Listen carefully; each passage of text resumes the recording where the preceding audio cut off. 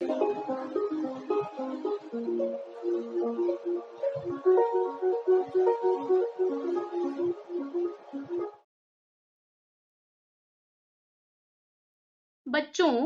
गणित ज्ञान धारा इस चैनल पर एक बार फिर से आप सबका स्वागत है और आज हम पढ़ने वाले हैं गणित भाग 2 जो कक्षा 10वीं के लिए है।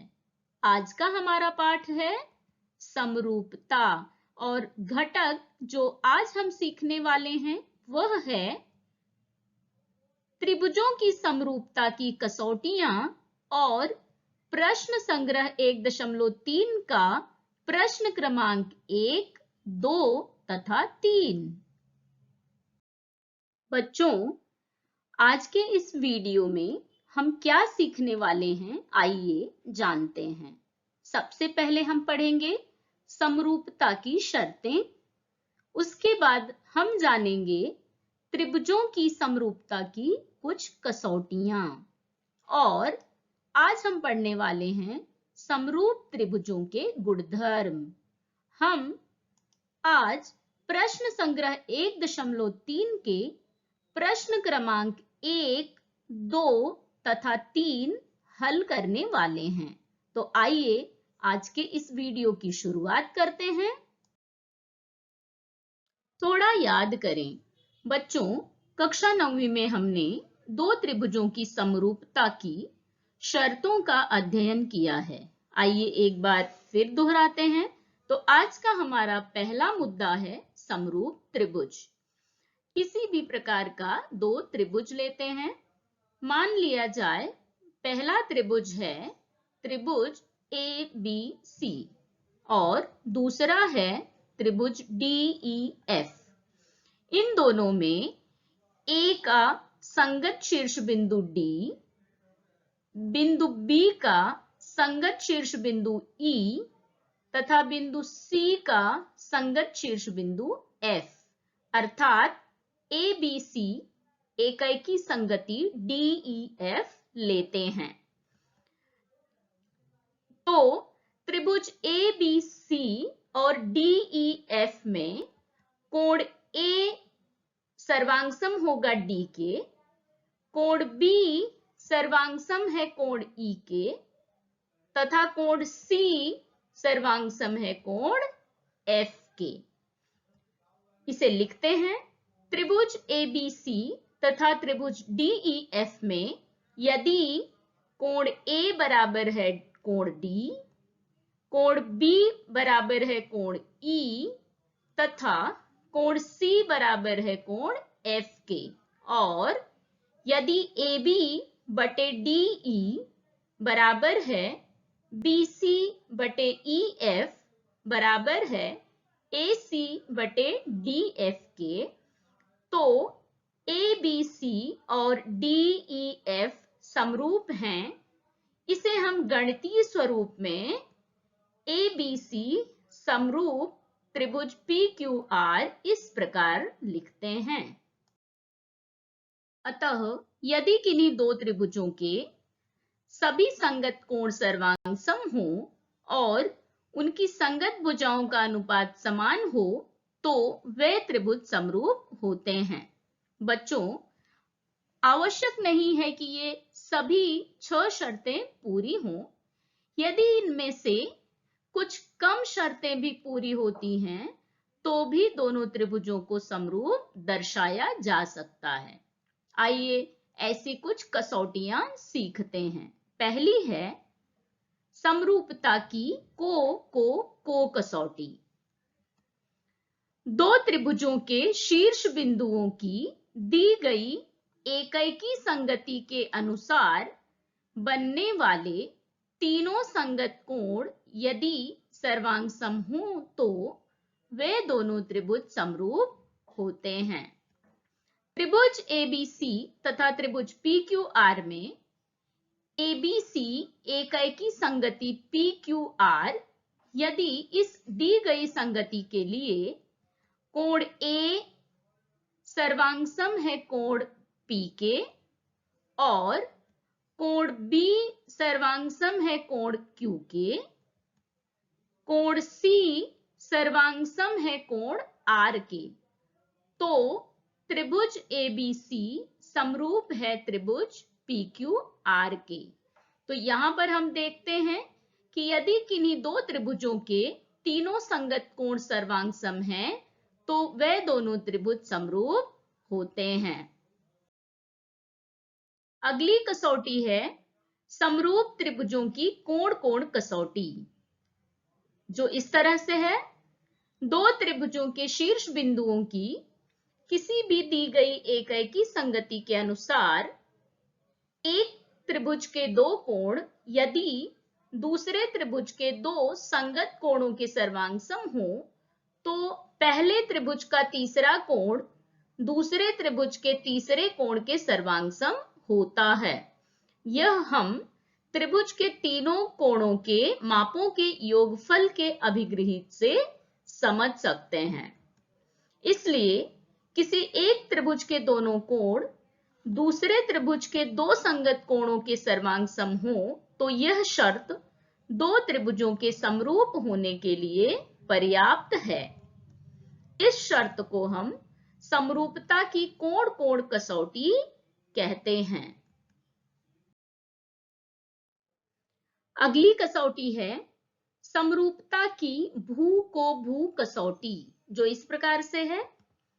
दो त्रिभुजों के शीर्ष बिंदुओं की दी गई किसी एकेकी संगति के अनुसार यदि उनकी संगत भुजाओं की दो जोड़ियां समानुपात में हों और उन भुजाओं में समाविष्ट कोण सर्वांगसम हों, तो वे दोनों त्रिभुज समरूप होते हैं। समरूपता की इस कसौटी को भू कसौटी कहते हैं।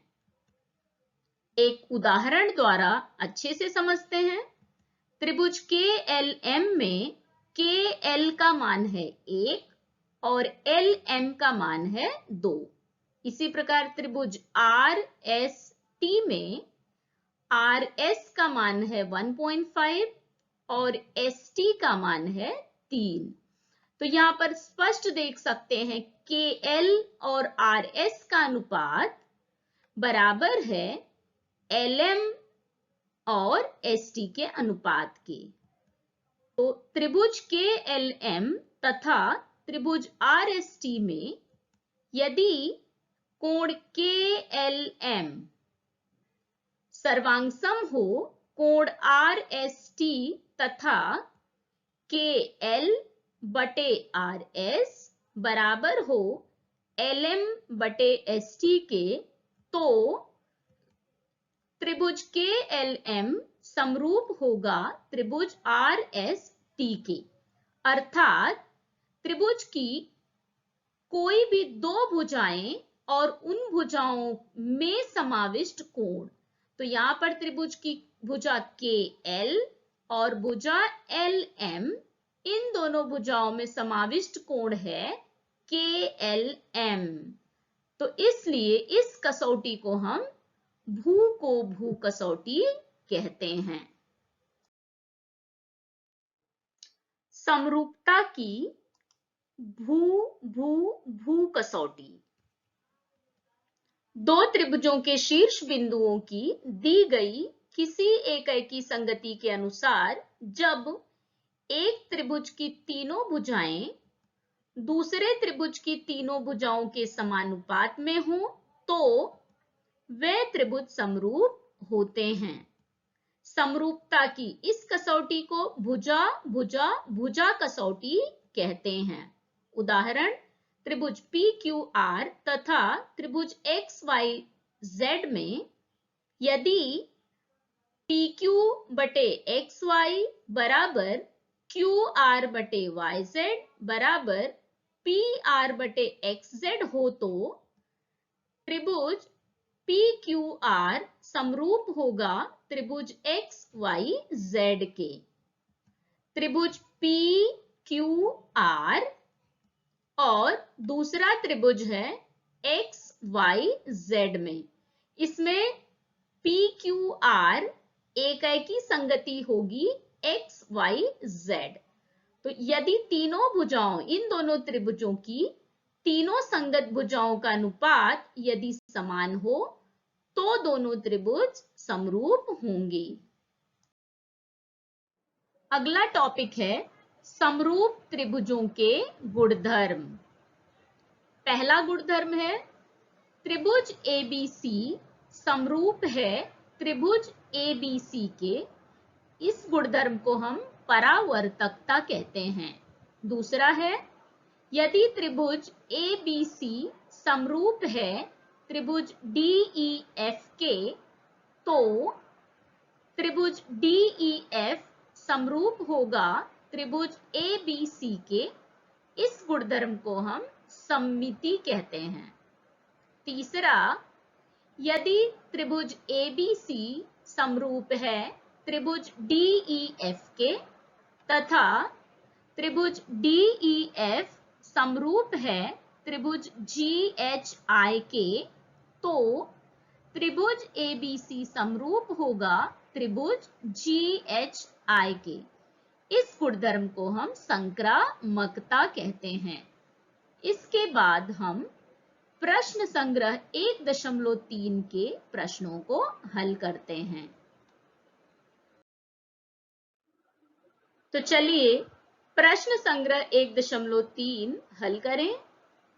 प्रश्न 1 आपकी स्क्रीन पर है।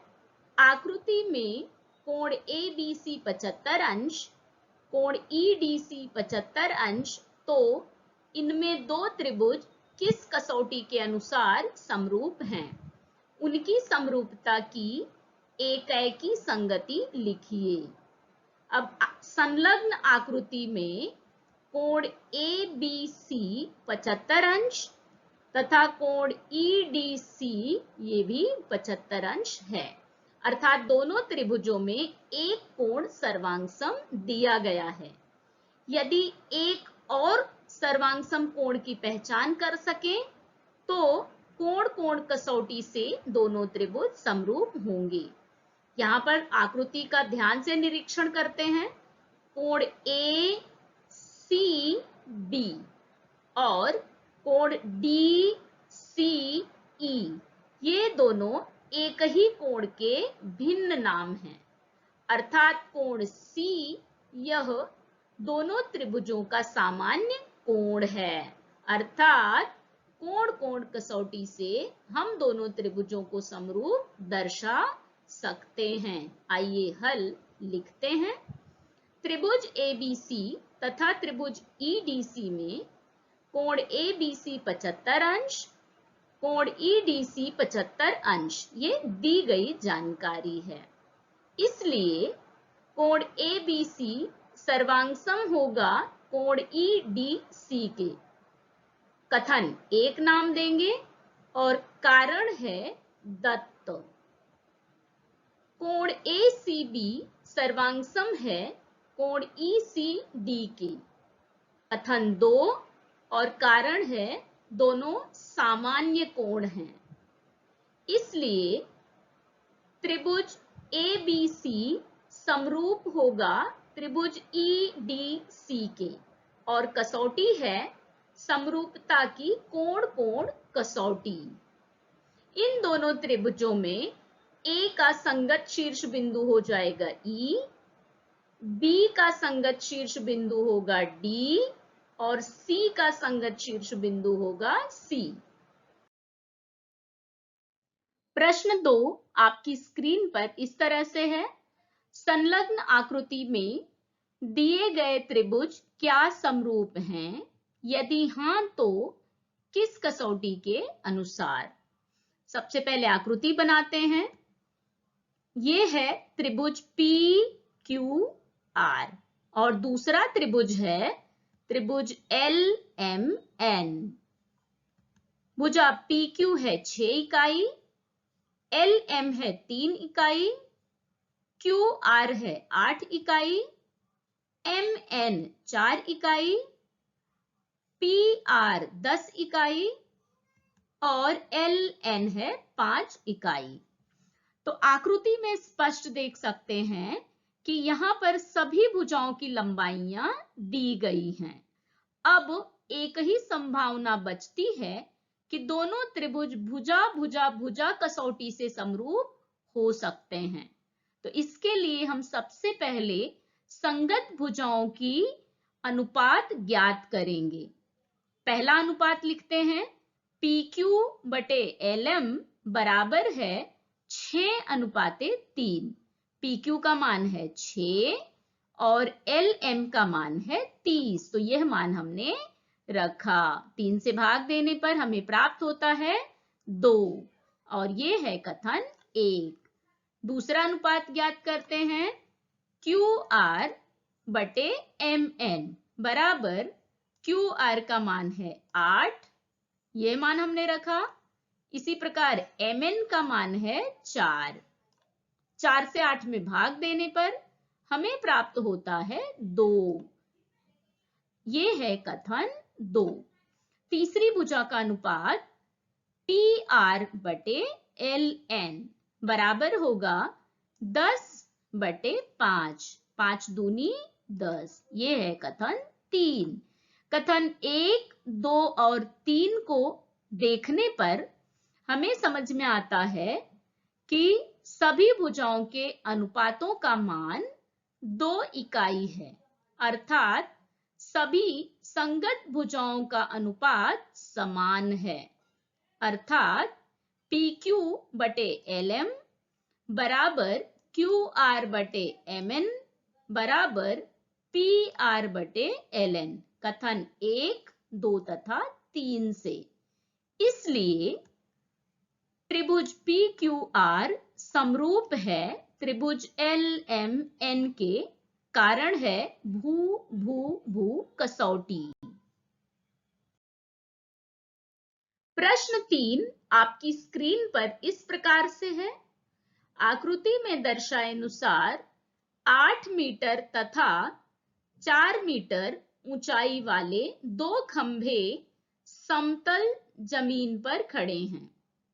सूर्य के प्रकाश से छोटे खंभे की परछाई 6 मीटर होती हो तो उसी समय बड़े खंभे की परछाई की लंबाई कितनी होगी?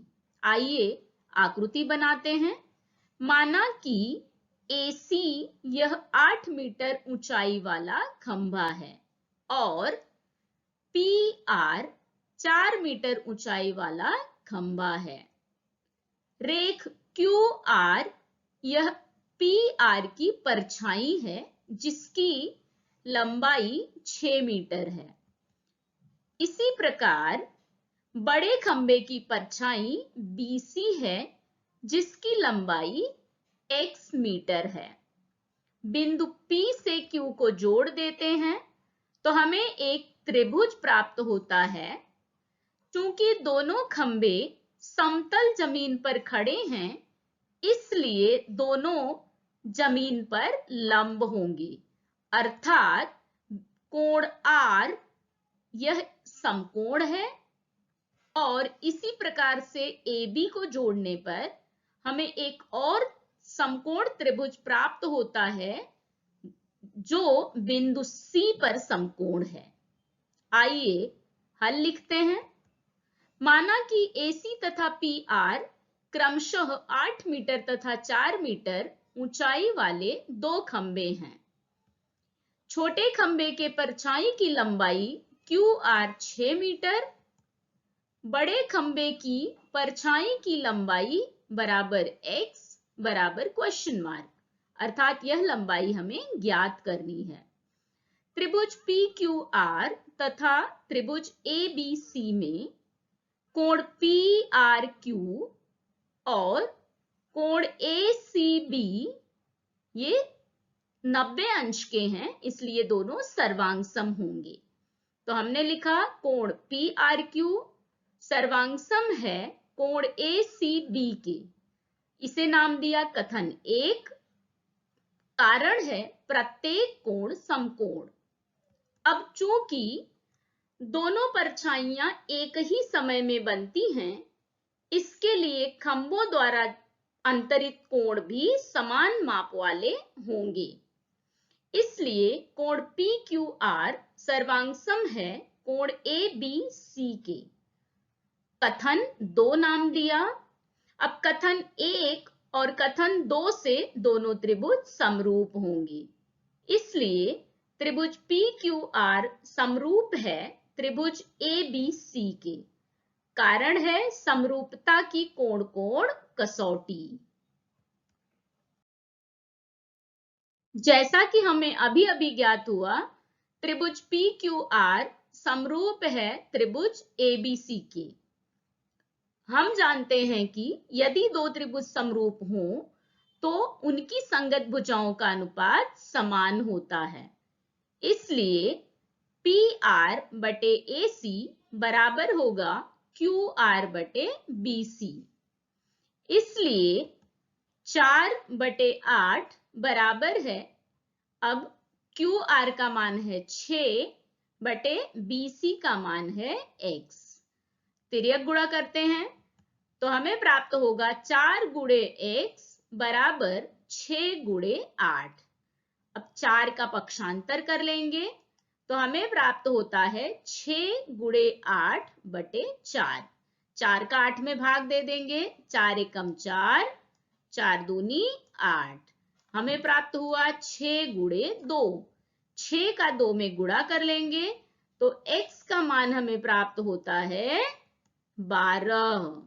अतः बड़े खंबे की परछाई की लंबाई 12 मीटर है। Thanks for watching the video.